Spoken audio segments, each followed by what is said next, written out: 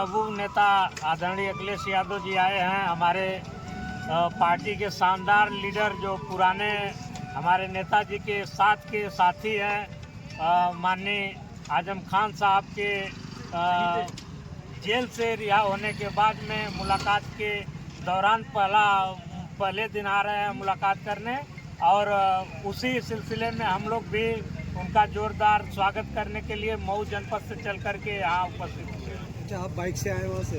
जी, हम by road bike से ही चलते हैं।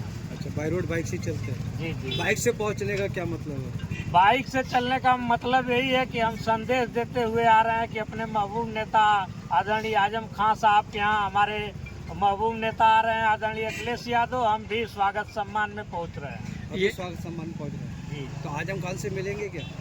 हम जरूर मिलेंगे, जब आए हैं तो मिलकर ही जाएंगे। मिलके जाएंगे? जी जी। किस पोस्ट पे है, क्या पद है आपका? हमारा सांस्कृतिक प्रकोष्ठ प्रदेश सचिव है हम। क्या नाम है? मुसाफिर यादव।